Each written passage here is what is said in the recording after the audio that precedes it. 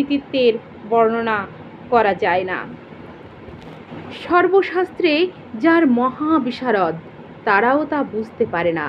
এইভাবে প্রায় 1 প্রহর ধরে সেই দিগ্বিজয়ী গঙ্গা মহিমা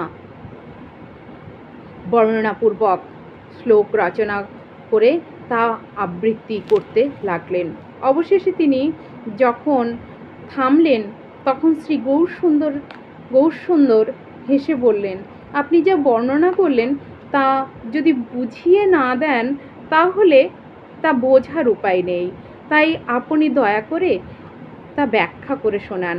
মহাপ্রভু এই মনোহর বিনয় বাক্য শুনে পণ্ডিত ব্যাখ্যা করতে লাগলেন, কিন্তু ব্যাখ্যা করা মাত্রই মহাপ্রভু তার আদি মধ্য অন্ত 3 স্থানেই ত্রুটি দেখালেন।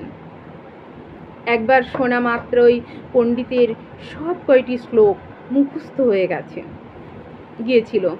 তিনি 64তম শ্লোকটির মধ্যে শব্দ এবং অলঙ্কারের নানা রকমের ভুল প্রদর্শন করেন। তিনি একটি শব্দের ভ্রান্তি বিশেষভাবে দেখিয়েছিলেন। সেই শব্দটি হচ্ছে ভবানী ভর্তু। তিনি দেখালেন যে এই শব্দটির ব্যবহার প্রয়োজন অতিরিক্ত।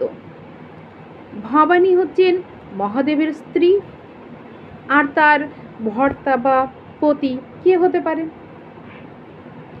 এই রকম বহু ভুল মহাপ্রভু দেখিয়ে দিলেন। অত্যন্ত বিস্মিত হয়ে পণ্ডিত ভাবতে লাগলেন যে কিভাবে এইটুকু একটি ব্যাকরণের ছাত্র তার মতো একজন পণ্ডিতের ভুল সংশোধন করে দিতে পারে। তিনি সরস্বতীর বর প্রাপ্ত ছিলেন, তাই তিনি মনে মনে ভাবতে লাগলেন, নিশ্চয়ই দেবীর কাছে আমার কোনো অপরাধ হয়েছে, তাই আমার প্রতিভা সংকুচিত হয়েছে। সেই রাত্রে দেবী সরস্বতী সেই ব্রাহ্মণের সামনে আবির্ভূত হয়ে বললেন, হে ব্রাহ্মণ, তুমি যার কাছে আজ পরাজিত হলে তিনি হচ্ছেন পরমেশ্বর ভগবান। আমি তার শ্রীপাদপদ্মে নিরন্তর দাসী, তাই তার সামনে আসতে আমি লজ্জা পাই। তুমি যে তার কাছে পরাজিত হয়েছ তা তোমার পরাজয় নয়, তোমার বিজয়। কেননা যার কাছে তুমি পরাজিত হয়েছ তিনি হচ্ছেন পরমেশ্বর ভগবান। সকালবেলা ঘুম থেকে উঠেই সেই কাশ্মীরি পণ্ডিত সেই মহাপ্রভুকে প্রণাম জানালেন, আর মহাপ্রভু বিপ্রকে আলিঙ্গন করলেন। এইভাবে দিগ্বিজয় পণ্ডিত মহাপ্রভুর কাছে আত্মসমর্পণ করলেন।